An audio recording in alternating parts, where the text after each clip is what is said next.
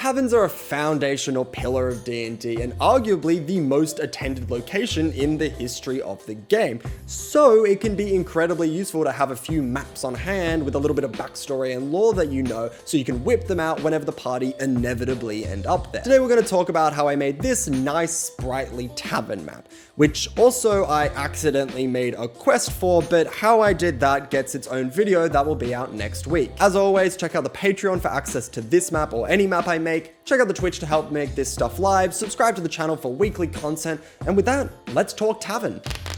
Perhaps we should make the Wyrm Tavern a tavern kind of in the middle of nowhere, where the ends watch an organization that seeks out corruption, and the evil of the world. That's great. I love that. That's the sort of thing that we're going to be doing, and I think we're going to have 3 sort of taverns, and that's definitely one. This was an optimistic miscalculation. We did not make 3 taverns, we made 1, then also wrote a quest for it. But this prompt would be the narrative basis for the tavern and the associated quest. Although as this video is on the map making, I'm not going to mention the quest again, and there'll be an entire video out next week detailing that quest creation process. What inspired me to make a tavern map is I recently saw a style of map making I really liked, where the map had an exterior of the tavern in the corner, and then the interior followed that blueprint. So I wanted to do the same thing for this map, which meant the first thing to do was to pick the building we would be making a map for. I think this is like an interesting little building here. Looks like it's 2 stories, has this little second story here. You know what? I think I like this. I don't know why, it's just jumping out to me. So I'm gonna chuck that in the corner. We kicked off the process as always by planning the map and landed on a design with 2 floors along with a small attic. You know, I think having this go down like this, as I had it before, that's pretty thin, but that's fine. It's just a representative.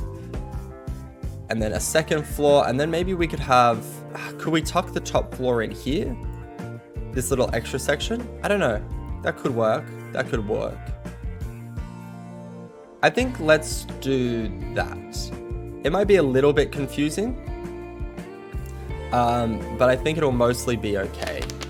At this point, I would make a decision that would make the map much larger than I intended. Walls are incredibly important because the thickness of the walls sets the proportion for the whole map. And I made them quite thin because I wanted to avoid the 2 floors seeming really squashed. What I should have done in hindsight is start a new map, change the dimensions to be more square, and have the floors not be mad long rectangles. But I didn't, and the tavern would be both longer than the stimulus stamp or what I had in mind. All of this is a-okay, no worries lad, and the final product turned out to be really good, but it can be really useful to reflect on what you could have done differently and how you can use that information to make maps in the future. For instance, I never changed the map dimensions. I always use the 40 by 30 default, and down the line, I might decide to actually mess around with it a little. With the wall set down, I ventured to expand out the look of the stamp to orient where this place would be and give us a little bit more information about the type of tavern it is. But I think this is, we'll definitely make this smaller, but I think this is really adding to it quite a lot. And maybe we actually, oh gee willikers, I've made a faux pas of faux pas. I think maybe this could be like a little storage room over here. So let's actually put this cart over here next to the storage room, and then we can have a second part. Why is that door so small and this door so big? Wait, what? Actually, incarnate.com, I have a complaint.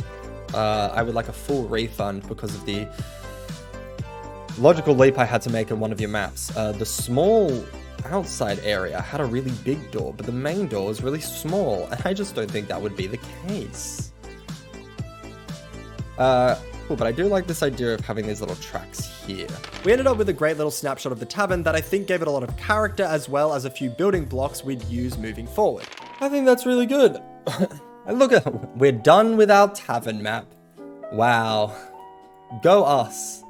To be done so early. You know, we have 3 we're gonna make, so to be done so early is an absolute joy. Oh no. I lied. I was trifling, as I've been known to do. Famous trifler. With the actual job of filling out the tavern ahead of us, I was definitely feeling a little overwhelmed. So when I feel this way, I start with the easiest room to decorate, giving me some early momentum and letting me progress from there, which in this case was the storage room. Yeah, let's chuck some of these down as well. There we go. I think that's a nice storage area. Just nice and simple. Is a storage area. Moving on to the kitchen, I knew one of the challenges we'd have is that Incarnate doesn't have any really good kitchen bench options. I've been using these boxes a lot as like benches, and we'll look through and see if there's something else. But I think these boxes are the best thing, if I recall. And I don't really recall there being like even another option. After scanning for more options and with validation from chat that it looked good, we went for the table instead, which looked much better. This led us to the next big design choice. How are we going to lay out the kitchen? We had 3 rows of tables, but what goes on them? A question being asked in relation to what could a kitchen have and what assets are available in Incarnate, because obviously we are always restricted by what stamps exist. Although luckily there are tons, so there are a fair few options. So like this is the cleaning station up here. This is something in the middle, which we can figure out. Maybe this is the preparation station, and this is where food goes. I like that as an idea. We placed down some dirty dishes near the sink, some completed platters ready to be taken out near the door, then worked on the preparation station, where I made a choice I really liked, where I turned a table into a chopping board. We could even maybe get like a chopping board. I'm being like very specific and small, but I mean, doing these micro details is really fun. I really like doing the macro details, but I like spending some time really focusing in on the smaller deets when need to. So like, that's a bit long. I want something that's a bit more like wide to sort of represent a chopping board. So let's actually get out of the kitchen map. Yeah, like this I think is a good chopping board. And then we're gonna get a big knife, put it on the chopping board like that. Okay, I like this, I like this. Is there like chopped food? Is there any food that's been... What's this? While there isn't an item for every possible thing you might want, there are lots of times where you can resize items, put them in a new context, and they work as something else entirely. I was really happy with this ingenuity, and I think the resulting chopped food on a chopping board led to the tavern's kitchen feeling that extra bit alive and in motion. I employed the same technique when I turned a well into a bin and stuffed it with food, which I think turned out fine. It didn't work as well when trying to get some pots and pans. Now, the last thing we need to do for this area is pots and pans, and then we're bloody dinzo. I don't know if they really have pots and pans, oil lantern, oil lamp, pot. Okay, I want saucepans. I want, you know, cooking utensils. Things you would put on a stove. Pots and pans? Yeah, but why are they all pots? Like, dog. What is going on? I want a saucepan. Can I get a saucepan? Could a boy get a saucepan? I would like to call a friend for saucepan, please.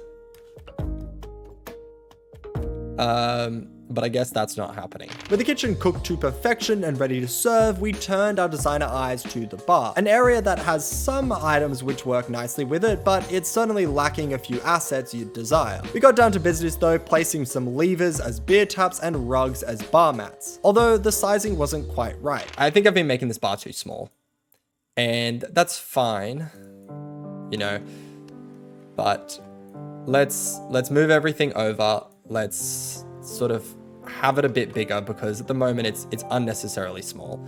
And I was like zooming out and looking at it, and it's just like, oh no, that's not gonna do. It's good to understand when you made a mistake and to correct these things, rather than dwell on them too early and try to fight through the mistake and keep what was. It's fine, I made a mistake, no biggie. Let's correct it, let's make it look better. Yeah, I think that works. Yeah, and I think that's much more the size in which we want to go for. And also, you know, I think we can delete some of these tabs. I think 4's a lot. I think this could be 2, and that can be 3. There we go. We polished up the bar by placing an enormous amount of glasses, mugs, and jugs down. I know alcohol is what is displayed behind bars, but there isn't a ton of alcohol options. This is also the first time I've ever made a bar like this, like the actual bar area where you buy drinks and the behind of it. And although I think there's tons of room for improvement and variations in the future, for my first time making this type of area, I think it turned out pretty good. Before completing the tables and chairs, I put the floors to the second floor down first. We don't want it going into the wall because then that means when they get to the next level, they're inside the wall, which is dumb. I like placing stairs early in the process because I like placing the most structural items down first, like walls, then progressing through to the smaller little details when completing the decorating. And stairs are big and bulky and are definitely more infrastructure than furniture. There's not a ton to say about the actual design choices for the tavern area as I went through, as it's all pretty basic design. It's a bunch of tables with chairs and the odd stool around them. It doesn't have to be like super uniform in its placement. I think it can be like the tables get moved around a little bit, so like that can be over there. That can be down here. To make this area feel a little bit more personalized to this tavern, the Silver Wyrm, I leaned on the narrative of the place, which is that it operates majoritively as an outpost for a guild that fights evil in the nearby forest. So I think it makes sense for the customers to feel more at home, which means they are more likely to move the chairs and tables around to fit their seating desires. It's a small design choice, but I think it visually aids the narrative. I always love picking these sorts of minor but slightly impactful decisions when making maps, because I think it gives a unique energy to the map, but it's also really personally satisfying to see if you can visually express the narrative in your head. Obviously, your players haven't read the quest document if you've even written one, so can you get across the atmosphere, the ethos, the energy of what you had in mind for a place just through the map? The placing of the mugs and food on the tables followed a similar reasoning in that I wanted to make this tavern feel like there are a lot of people here, just living, because there are. Speaking of living, and I don't know who brought it up, but what a chill dude, let's discuss the living quarters. And I just realized, oh, it's such a bulbous big place we're making. So let's go off what we have here, right?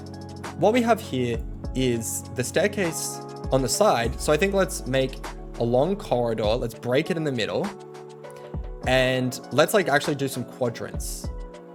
So what we're going to do is we'll just do a little brush to indicate it. We're going to do corridor along here, right? And these, like this will be a room, a collection of rooms. This will be a collection of rooms like that. This will be a collection of rooms. And then we can have like the people who lives here have their own sort of collection of rooms. But we're going to break it up in this little quadrant fashion, which I think is going to be nice. I placed all the walls down first, then deleted some of the walls to make room for doors. I like doing this method as I've found it leads to the wall sizing fitting better than if you just try to leave space for doors when you go through the first time. And it would seem like it would be more time consuming, but you actually spend a lot less time fixing problems and it usually saves time in the long run. But putting down doors can sometimes be kind of rough. Great. Okay, let's get some doors in. I think the doors are so hard to do. And they've done an okay job of it. Not to be too disparaging, but I don't think the doors are the best done thing in Incarnate. I don't even think that really expresses that it's a door, and that's partly me. I'll take a little bit of blame for it. But yeah, I mean, I want it to be the same size as the wall, you know? And it's not, and I think I've proportioned correctly, and I think Incarnate's proportioned incorrectly, which maybe is unfair and unfounded. Does that work? Yeah, maybe. I'm gonna try this new style where we just put one of them as visible so you can see the hinge. I think it kind of works. I think it's kind of interesting. I'm being slightly sarcastically upset in that clip. It's fine. With that said though, let me double down entirely, because I do find that if you want the width of the door to be the same width as the wall, it's going to be a massive 10 foot to 15 foot wide door, which is obviously way too bulbous for any Rego building. Meaning more often than not, you have to obscure the door weirdly in the walls as I've done, or just have them much smaller than the walls. Neither are great choices. With the walls up, it was then time to decorate the actual rooms. This is a tavern, so I think there are going to be a lot of very like similar beds, and the bedrooms are going to look, you know, pretty much the same. They're not going to have too diverse furniture as you would expect because it's a tavern, but I think we still want to make them a little bit unique, a little bit different, have a little bit of something that you could call like specific to that room for each of them, rather than just having every single one be the exact same. Having them definitely have similarities to them, but having them have their own thing. So that's kind of what we're going to be aiming to do when we do this bedroom, when we flesh out all these bedrooms. Along with making each room unique, it's important to remember this tavern is filled with adventurers part of a guild, which means long-term temporary housing. People that might stay here for a couple weeks or even a couple months at a time. This is long enough to feel like you have a personal space in a room, but not enough time necessarily for you to style it yourself. To get this across, we put some basic furniture in the rooms, but included a limited amount of personal items. Also, we made sure not everyone gets a bedside table, a chest, some drawers, etc. These exist, but the tavern is a flop house. It functions to service the guild. It's much less concerned with providing amenities to each individual patron or ensuring each person's stay is adequate in a way a regular tavern probably would be concerned about that stuff. To finish off the floor, we needed to create a room for the owner of the tavern. Because when we're creating their bedroom, right? Their bedroom and their study, I think it's going to be really important for us to like understand who this person is, what their personality is. And it might not change a lot, but I think this is a good time to like figure out who they are. And then we can base it around that a little bit. So let's go to our randomizer, which I've been getting really into using. I think it's like really fun to make, to like get that stimulus and then create a narrative from that. So let's get all of this stuff in. Kills, which I think is the default one that they throw up. All right, randomizer, randomizer, what are we gonna get? Oh, fuck yes. Yes, this tavern is owned by 3 frog creatures. This is why we do the randomizer. I never would have done that. The fact that the owners of the Silver Wyrm are 3 grung would really change the shape of the associated quest, which I said I'd not speak of again. So for the construction of this tavern, it meant we weren't making 1 room with a study, but instead 3 bedrooms. On top of this, as they are frog people, they'd also get some funky fresh bedding. We're gonna have these as their beds. They're gonna sleep in these troughs. I think that's what we're gonna do. I think that's just a little bit fun and different. I don't know if that's necessarily like accurate to grungs, so probably don't need to be so big, but I think that's good. When it came to decorating their rooms, we made them ever so slightly personalized. One of them really likes theater, so they got a mirror desk. One of them was a medical student, so they got a bookcase. And one of them was an aloof, messy teenager who likes drawing, so they got a standard looking room with some clothes on the ground, which I added later. I also tossed in a common area for them with a coffee table and was really pleased with the progress. I don't think I've ever made a coffee table before. Let's do it. Let's put some books down. Some motherfucking B-O-O-K-S. Let's get some books down. Get some books down. Have a nice coffee book, or whatever they're called, coffee table book. Let's get a mug. Blah. With only 1 section to go, we elevated to the attic. I think we could do a different type of wood though. I think it can be in a little bit of disrepair. You know, so maybe it's like a little bit broken like this. Just to give it something a little bit different. Something a little bit different that makes it a little bit more unique. Like, yeah, there we go. Just a little bit more broken. It's an older attic. And I think we can have a couple of like broken crates in here as well because of that.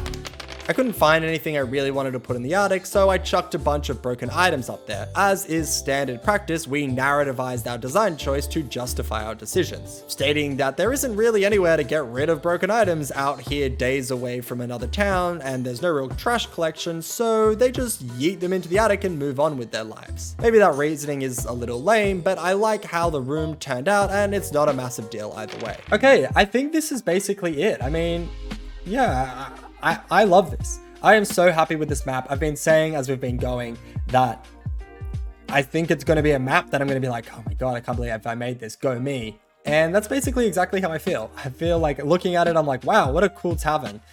You know, I really like this little section up here, and I think it really gives a lot more greater energy to like this whole tavern, where you can sort of like really feel a lot of what's going on here, and especially with the quest we've sort of created off it.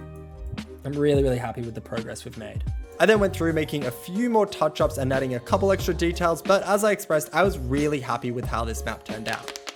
This map ended up being so much larger and more detailed than I had planned, which I love. I like making maps where the idea of it becomes way more ambitious and expansive than I planned from the beginning. If you want to give this tavern a whirl, check out the Patreon, check out the Twitch to do the things that we can do on Twitch together. And if you like the content, subscribe to the channel for more D&D weekly resource creation, content stuff, things like that. And as always, thank you for watching. I appreciate it, and I will see you in the next one. Bye.